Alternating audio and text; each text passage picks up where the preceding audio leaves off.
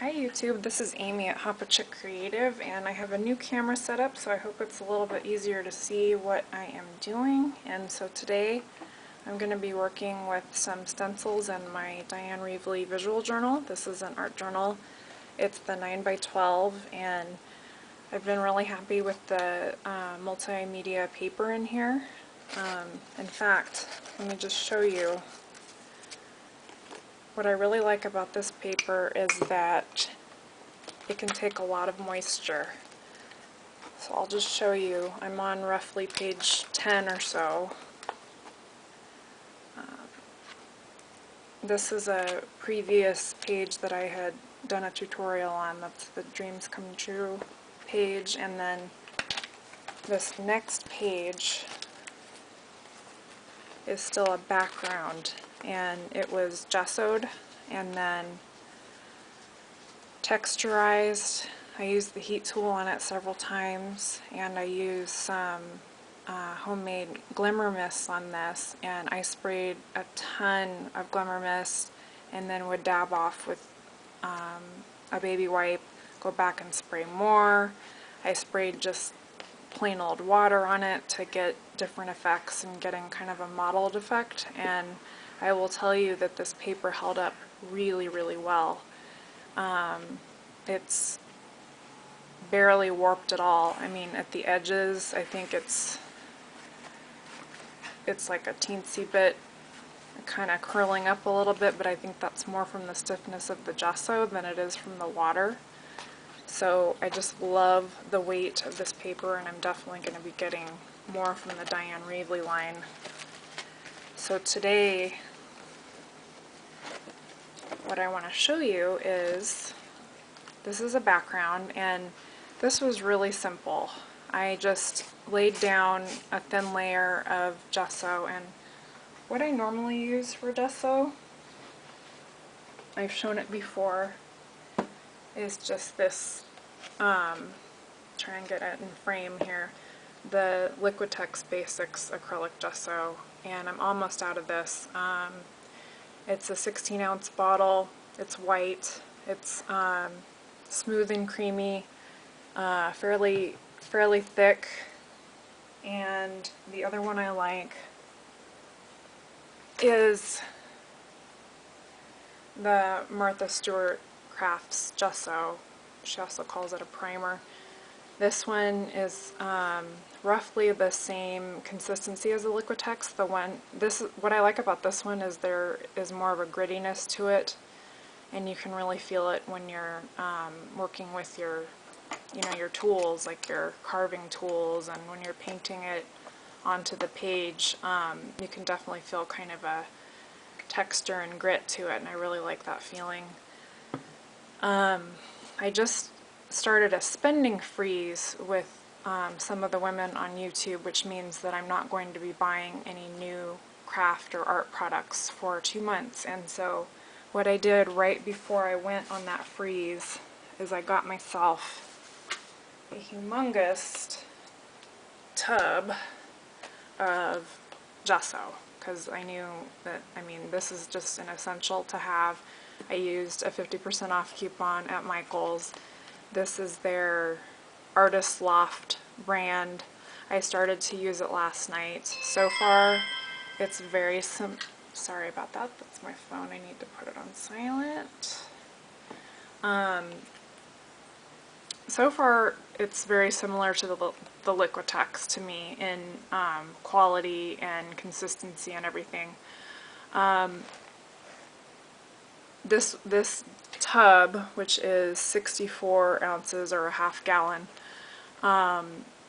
you know, this could last, I don't know how long. It's definitely going to last through the spending freeze, and I can also make texture paste and modeling paste and molding paste, you know, whatever you want to call it. I'm going to be experimenting with tinting gesso and tinting modeling paste, and so this was a bargain because it was retail price was $20, and of course I used the half off coupon, so it was $10 for that, and that's going to go a long way.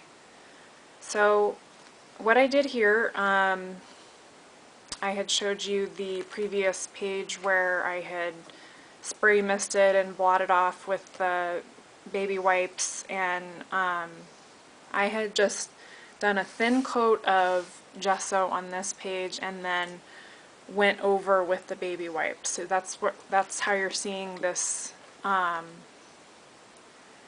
sort of background. It's got some nice little texture in it, nothing too lumpy or bumpy.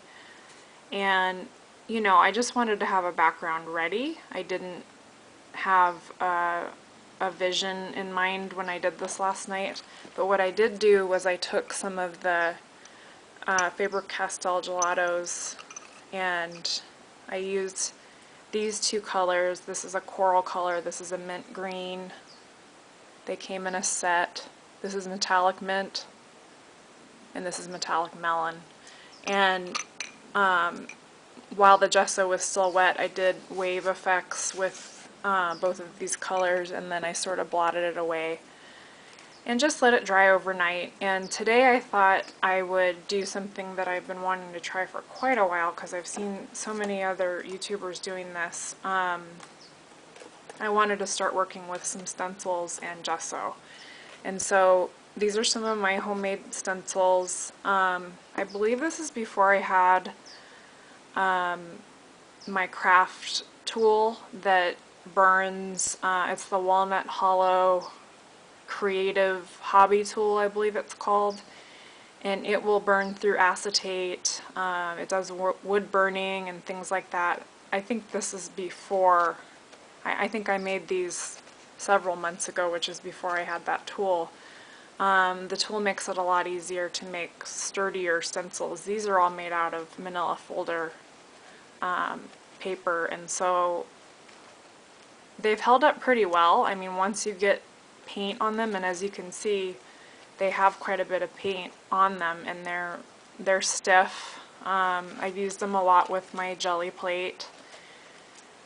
I don't expect them to last forever though, like, you know, the acetate ones would or the store-bought ones would, because again, these are still just paper. So I try to be delicate with them, but I think that they'll be perfect for this experiment today. And a later video that I want to film is doing some masking and, you know, using glimmer mists and different kinds of spray inks and things like that with masking. So, but for today, like I said, I just want to try out the stenciling with gesso to create texture. And so,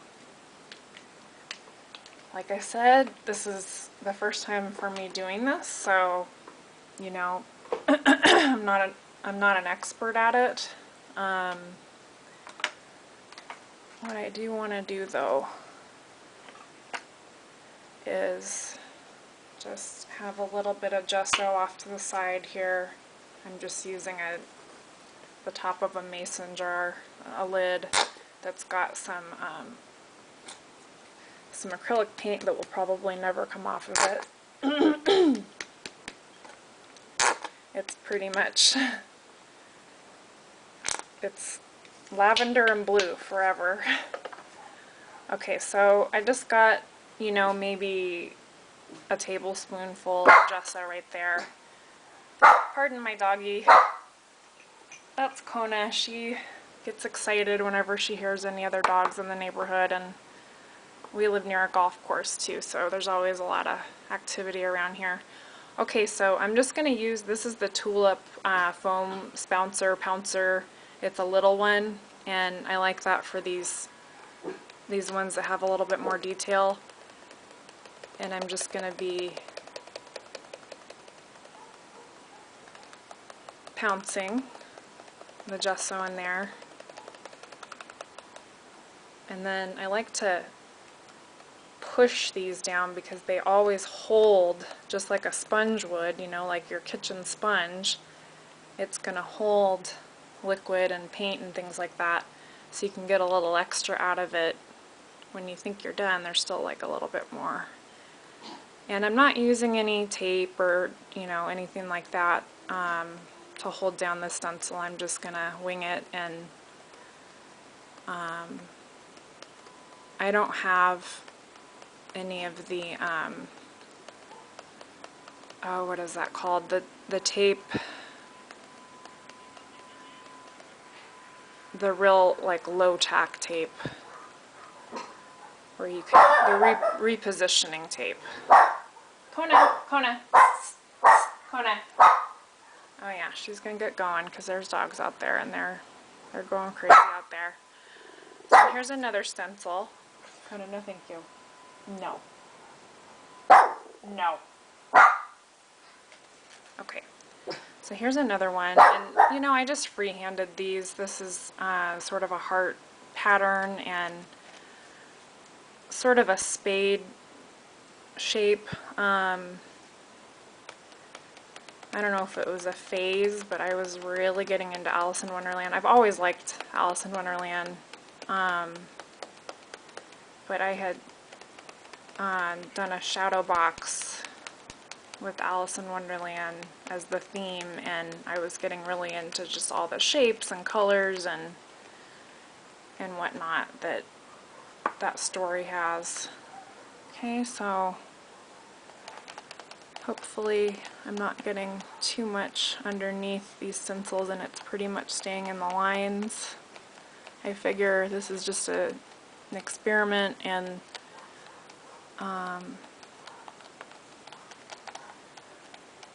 I really liked, I've said this before in videos though, but Julie Faith Ann Balzer talks about your art journal as being a place to experiment and play, and her saying that just really was freeing because it made me realize, oh, you know, there aren't any accidents on these pages, and it doesn't have to be perfect, and it definitely is just a place to have fun and try out new techniques.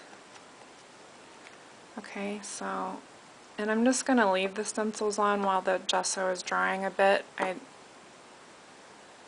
just want it to kind of set up a little bit before I try to pull away the stencil. And these pouncers are making some really nice texture in here, so there'll be some additional texture on top of that background, which I think will be really pretty. And I'm not quite sure what I'm going to do with these once I get them dried and I have that sort of embossed gesso on there, but I've seen a lot of different techniques done in tutorials. I've seen a lot of cards made with this technique, and I have some cards to make, and so I'm gonna use my art journal to see what comes out, and you know, kind of how I can be making some cards this way and make those look a little bit steadier, and so the card recipient will really appreciate it. It won't just look like a globby mess. Okay, so I'm just going to set the pouncer to the side and slowly peel these away. These are so delicate, and it's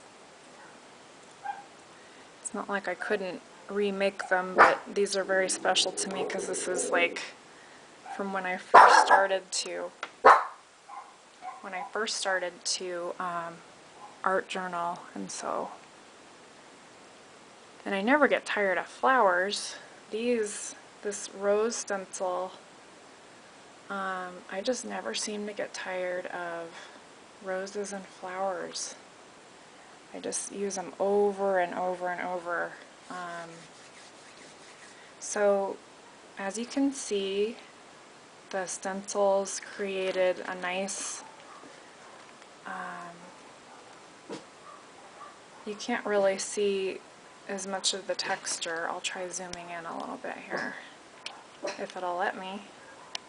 Uh-oh, my camera's not letting me zoom. Well, I will just zoom it myself.